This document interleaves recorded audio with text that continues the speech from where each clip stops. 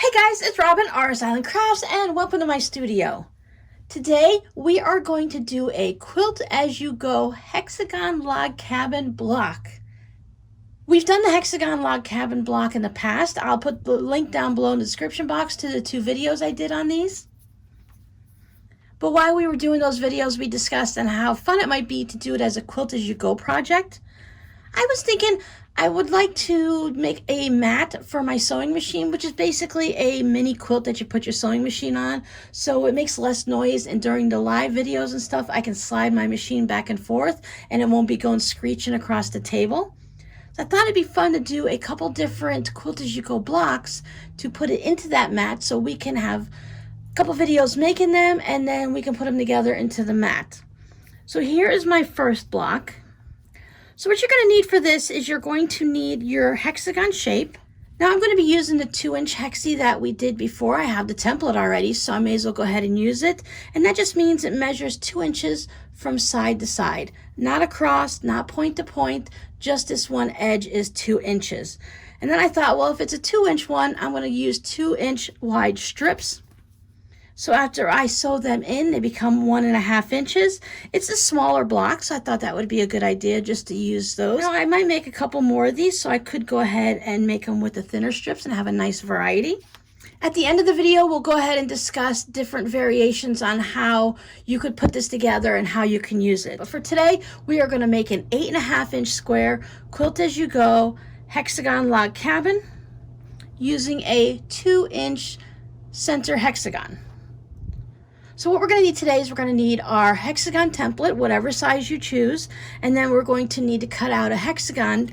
Just put it down on your fabric, trace around it exactly. It's going to be exactly the size of whatever your template is, and cut that out. That's going to be the center of our block. I have a whole bunch of scraps here that I've cut. Now mine are all 2-inch wide strips at various lengths. I got a bunch of long ones and a few short ones. You can see in the center we're not going to use very long ones, but as we get further out we're going to need longer strips. So a nice variety in lengths, or just grab a jelly roll and go with that. I've also cut out a piece of quilt batting. Since my block is going to finish at 8.5 inches, I just went ahead and cut mine at 9 inches. There's not going to be that much shrinkage when you're just making it like this, but if you choose to do a whole bunch of quilting on each section as you go, you might want to go at least an inch larger, because if you put a whole bunch of quilting in it, no matter what the design, it could shrink it in a little bit, so you want to make sure you have enough room for that. And I've also decided to put a piece of fabric on the back. Now you can see this is a really faded piece of fabric. I had a chunk of fabric that was in a bag of fabrics that I picked up at the thrift store, and inside of it was this one here. It was, you could see that it's been, as I said, it's been folded in different areas and it's all faded and stuff. This won't be the actual back of my sewing machine mat. I just use this as the back to sew it down to, so you're going to see all the crazy stitching and like that. I didn't worry about matching threads or anything like that. This is just going to give it as a foundation. It makes it easier to go through the sewing machine, and it gives it just a little bit extra more strength.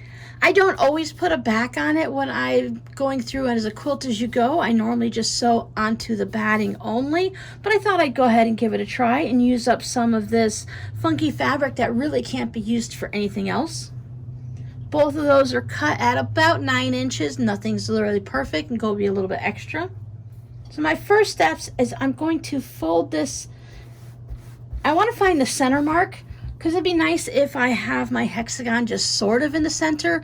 You can go totally wonky and have it off to the side. I'm not exactly measuring a whole 100%, but if I figure if I go in this way, I just have a friction pen sitting here at the table.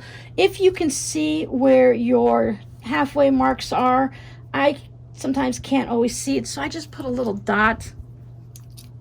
I'm going to put my hexagon right on top of that, so it's not going to matter. Plus, this goes away with the heat. So when I go to put this down, I want to lay it down. See, I've got a fire truck, so I'm going to want to lay it down like this. I'm going to use these 2 points to see where it sits on these. If you can't see your little lines at all, you can always make some marks.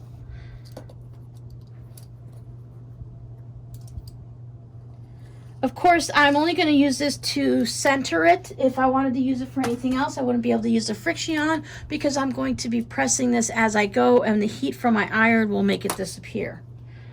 I want to put this down, so I'm going to use these lines here as the registration on this. So I'm going to fold it this way.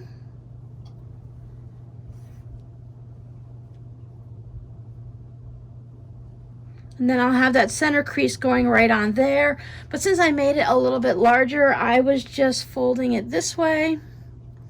And then I would fold it this way. It would give me that center point, and I would just put my thumb on it just to hold it, and I would just put my thumb right down on that dot, and that's going to work too.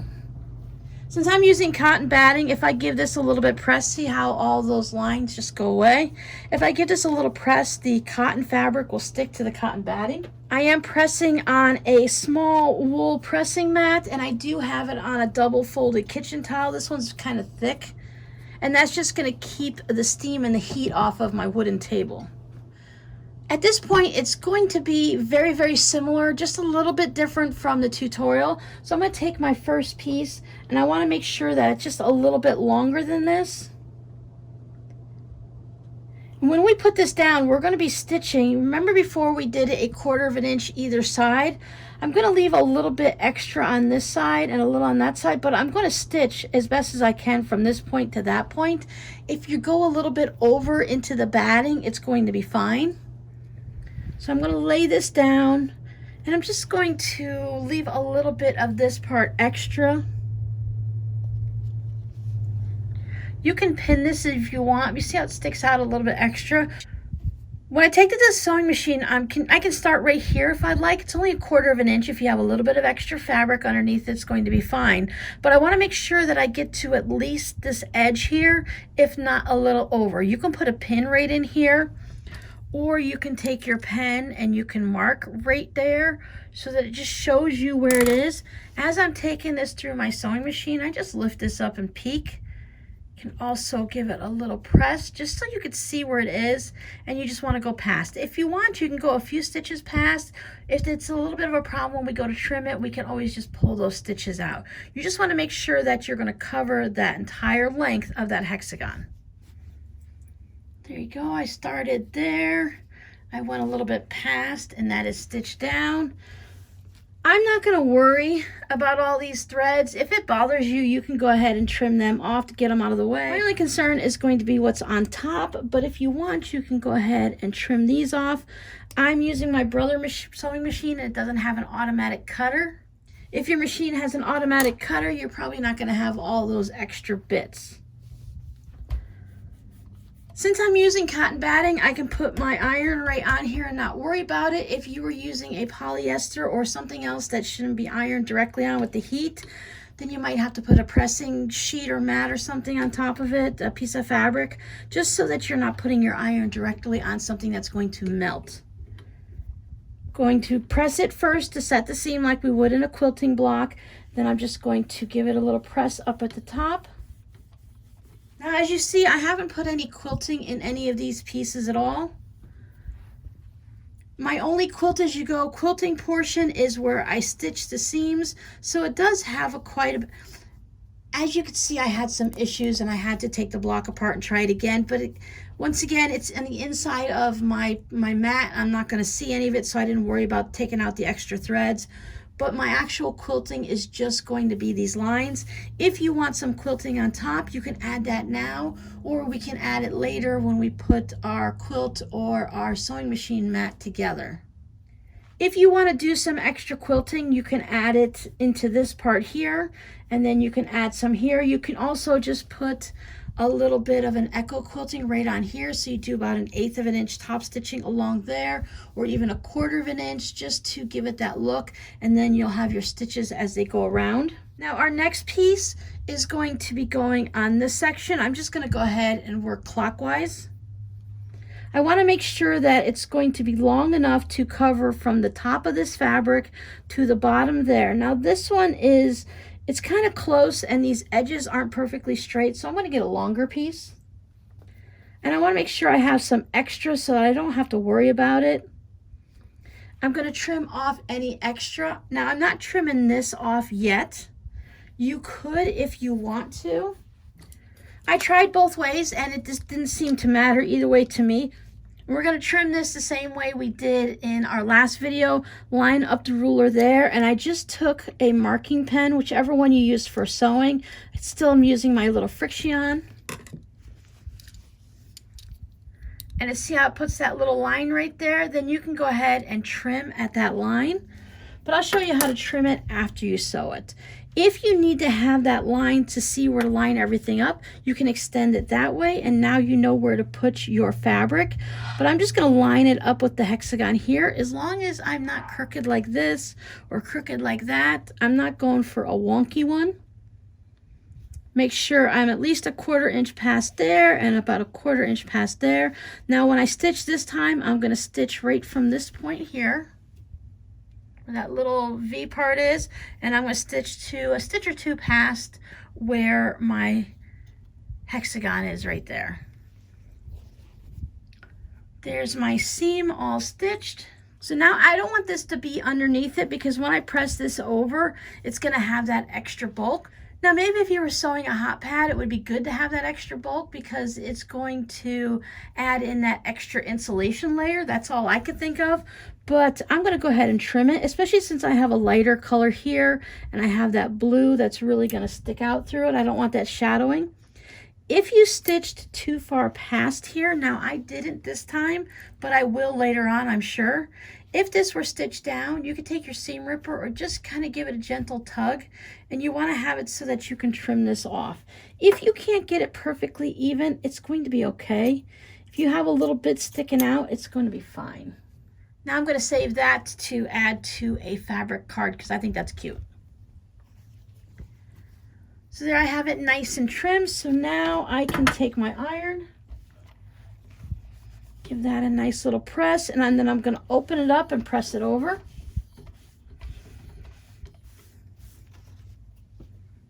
Now we have the second one. So now we're going to keep going around to the third side. We're going to keep putting right sides together as we go around. Test it out to make sure it's going to fit. Take it over to my sewing machine if you need to put a couple pins in it. Since we're sewing right here 1/4 inch, I'm using the 2.0 stitch length because I want to have, my batting is thin, so I can go ahead and put some little small stitches in it. If you have a thicker batting, or if you're, I haven't sewn with wool batting or anything, but I know that's a little thicker, or if you're making this as a pot holder and you're using Insulbright, you can go ahead and go up to a 2.5 or a 2.8 stitch length, just something that is going to hold it together. And if it's the thicker it gets, the little bit longer you want your stitch length. I probably wouldn't go over a 3.0, but it's all going to depend on your machine and what it looks like.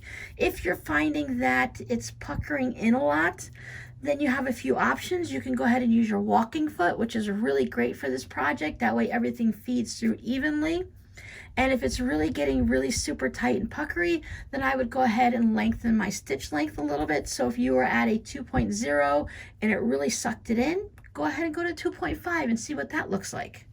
So this time I stitched too far past it, so we can go ahead and see what that looks like. We trim this up. Oh, this one's like it anyways. So you see how this is just, it's sewn down past there. I'm just going to go ahead and pop it a little bit. If it doesn't pop up, you can take your seam ripper, just get a couple of those stitches out. Once you, that's why I don't back stitch at the end, because I want to make sure I can pull it up so I can get this out. Trim that piece out. Give it a nice press, and again, we're going to flip it over. So we're going to do a lot of this stitch and flip and fold over and press and trim. And I'm going to keep doing this all the way around. And when I come back to this section, I will show you how to trim it. I didn't this time, but I will later on, I'm sure. If this were stitched down, you could take your seam ripper or just kind of give it a gentle tug. And you want to have it so that you can trim this off. If you can't get it perfectly even, it's going to be okay. If you have a little bit sticking out, it's going to be fine. Now I'm going to save that to add to a fabric card, because I think that's cute. So there I have it nice and trimmed. So now I can take my iron, Give that a nice little press, and then I'm going to open it up and press it over.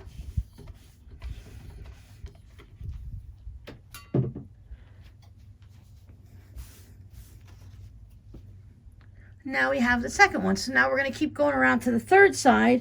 We're going to keep putting right sides together as we go around. Test it out to make sure it's going to fit. Take it over to my sewing machine if you need to put a couple pins in it. Since we're sewing right here 1/4 of an inch, I'm using the 2.0 stitch length because I want to have, my batting is thin, so I can go ahead and put some little small stitches in it. If you have a thicker batting, or if you're, I haven't sewn with wool batting or anything, but I know that's a little thicker, or if you're making this as a pot holder and you're using Insulbright, you can go ahead and go up to a 2.5 or a 2.8 stitch length, just something that is going to hold it together. And if it's, the thicker it gets, the little bit longer you want your stitch length. I probably wouldn't go over a 3.0, but it's all going to depend on your machine and what it looks like. If you're finding that it's puckering in a lot, then you have a few options. You can go ahead and use your walking foot, which is really great for this project. That way everything feeds through evenly. And if it's really getting really super tight and puckery, then I would go ahead and lengthen my stitch length a little bit. So if you were at a 2.0 and it really sucked it in, go ahead and go to 2.5 and see what that looks like.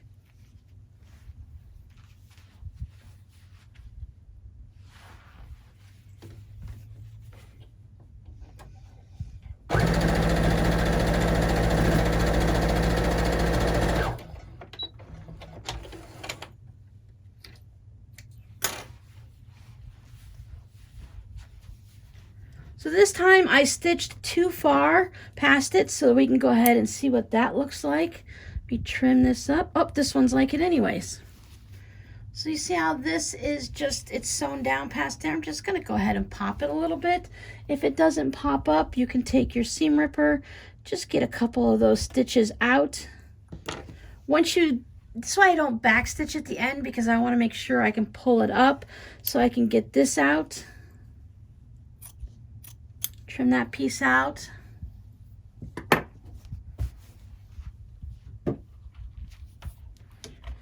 Give it a nice press, and again we're going to flip it over. So we're going to do a lot of this stitch and flip and fold over and press and trim.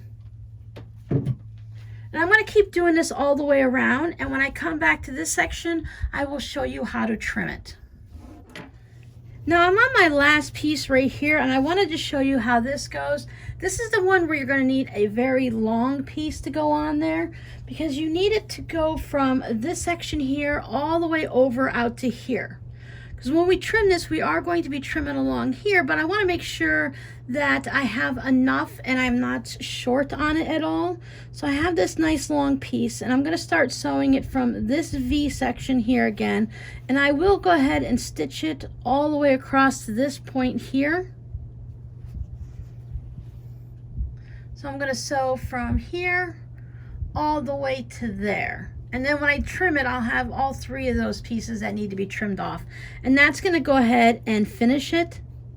When we're doing this quilt as you go stitch and flip type method, we want to make sure that we're going to have everything covered. Similarly, when you're making a string block, you have to make sure when you flip it over that it's going to cover everything. Having it cover everything at this section isn't always what it is. You need to make sure it's going to cover beyond out that way. And we're all doing 2-inch strips everywhere, so that works out pretty good. Just have to pop a couple of these seams here.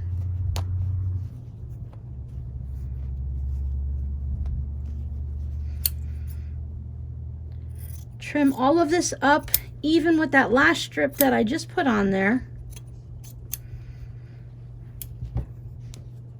Set my seam, and that just makes the thread settle down into it. So if you're making a quilt block, you don't want to have even a threads difference. If we set our seam, the threads settle down into the fabric so that we push it over, we get a perfect 1/4 inch. Now on a project like this, of course, it's not super important, but I like to just do the process on all of my projects. It's a good follow through. That way when it is important, you're going to remember to do it. Now, is when you're like, I'm lost. It kind of confused me. I thought I messed it up. I actually took this all apart and started over again because I didn't really know what to do at this point. If we were doing it with our old block in the last videos, we would take our ruler and we would line it up here and we would just cut that off. So we're gonna do the same thing, but since we can't cut through our batting, we're gonna draw a line.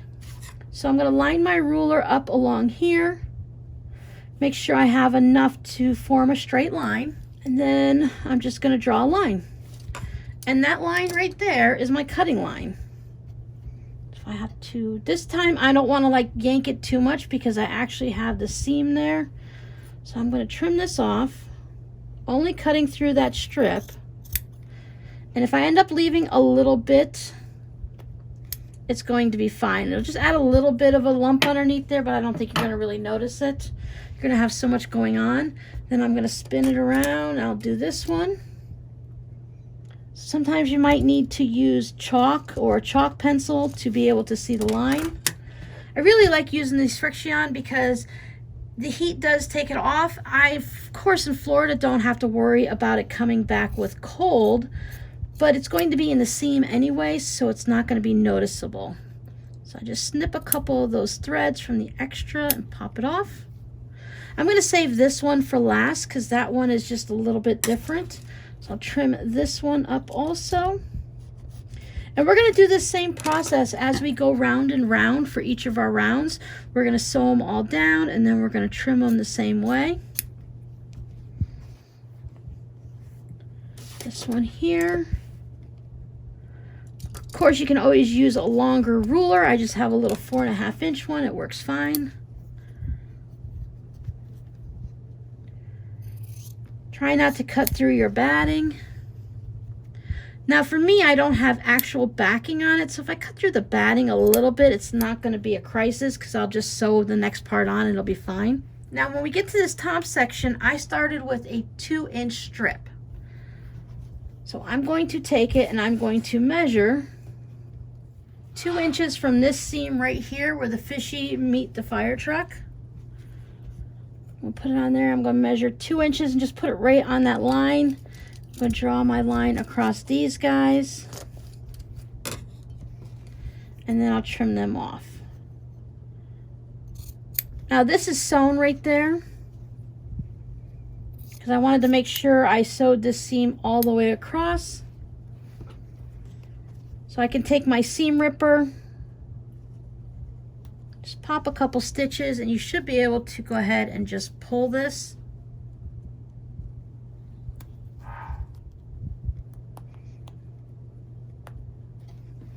Sometimes it's a little bit harder than others, but usually it just pops right off. So as you can see, I have plenty of room to go around this one more time. So I'm going to go ahead and just start back up here at the top. I will put this piece down, right sides together, stitch and flip, and I'm going to do this all the way around, and then I'll show you what happens at the next step. This round will be exactly like the last one. We're going to go all the way around and we're going to trim underneath and the whole bit. Now I've gone all the way around and I've given this a good press, and as you can see, I have not trimmed up any of the craziness this time. Because I'm using a 2-inch hexi center, 2-inch strips, and I'm only making an 8.5-inch block, I only have a little bit of my batting showing. If you're making something that's bigger than your largest ruler, then you could always make a paper template, maybe out of some wrapping paper or packing paper or something like that.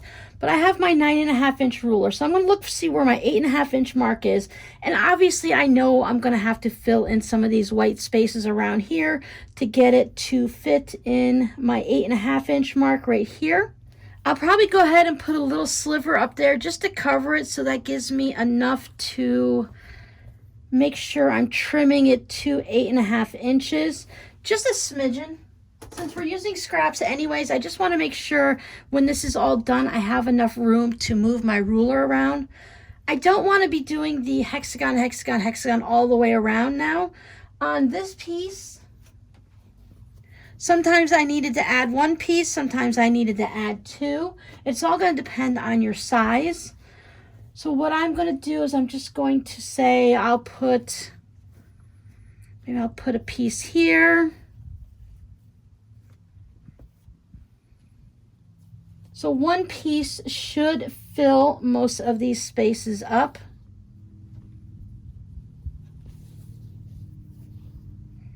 And then for this section, I just have this weird piece. I'll just go ahead and stitch that down. I don't need to use a whole full-size strip.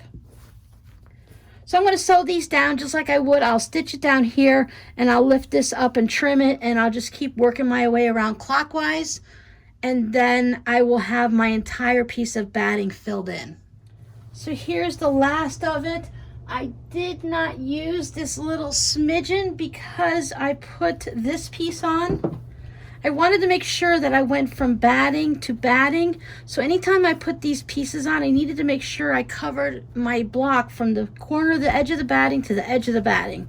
Because these are the pieces that are just going to work out this way. I should be fine there, but if I need to, I can come back and put a small piece on. I like to use this little iron, at least through the beginning part of it. You could always use a big steam iron now, because I only want to work on that one little section, and I want to see what I'm doing. If I get out my big old iron, it blocks everything, and I can't see what I'm doing, and I'm going to be pressing places where I can't see. This way I can keep it off of the batting if I choose to. I just give it a nice little press everywhere, and then we need to trim the block up. So here's what my back looks like. If these threads bother you, you can come back at this point and just pull all of these little ends off and trim them up. If your machine has that automatic cutter, then you probably won't be seeing very much of this, at least not the long threads.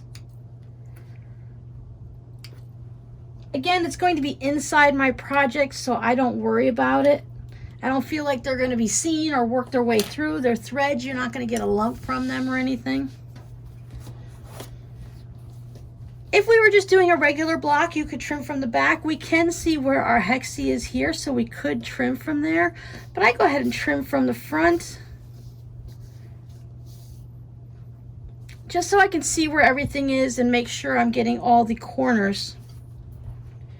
Now, if you want everything to be exact and perfect, you can always find your middle point right across these points here and find your middle point there. Do a little bit of math, figure out what half is. So I'm doing a 8.5 inch block. So the midpoint would be at 4 1/4. Or I can just lay my ruler down. I want to skip that corner. I can always put my line so that it lines up somewhere along here. Slide it around a little. See where my 8.5 is. I wouldn't use your most favorite fabrics to fill out these corner edges because you're going to lose most of those. Just make sure, as I said, that all of your, follow your 8.5 or whatever line you're using. If you're using a 12.5 ruler, you can just follow along. If you made a 9.5 inch block, I was looking more towards the measurements for my mat. It worked better with 8.5, so it would be finishing at an 8. Close enough is good for me because when we put these blocks together, you're not going to see if this is exactly perfect. It could be off 1/8 of an inch and it'll be all right. Trim that one. Trim that one. Then I can spin it around. Line up my 8.5 or whatever your number is on the outside. And then it's just like trimming up any type of block. We just have that batting in it. And also by having the backing as I'm trimming it on my mat, I'm not getting all those batting fibers embedded into my mat. If you need to, you can always just spin it like this. Just make sure you line everything back up.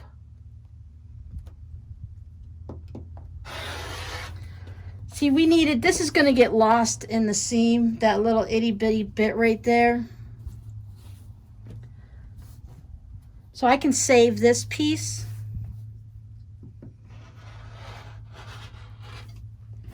And I could put that back into my scrap bin, use it for strips. I have all of these that are good for crumbs that I'll just cut off the biggest pieces.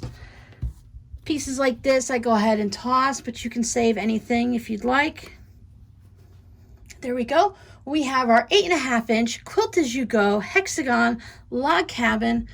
Now remember, this is going to go into a mat to go underneath my sewing machine, so this is not completely done. As I get all of my blocks, I also have a crumb block that I was going to use for one of the water carriers. So I'll trim that down to 8.5 inches, and I can add that into it. And we're going to do a Quilt As You Go log cabin next Friday. When I was looking at it, I can always add more onto it, but I was thinking 2 rows of 3 should be enough for a mat for my little brother's sewing machine. I can always add borders onto it and stuff like that also.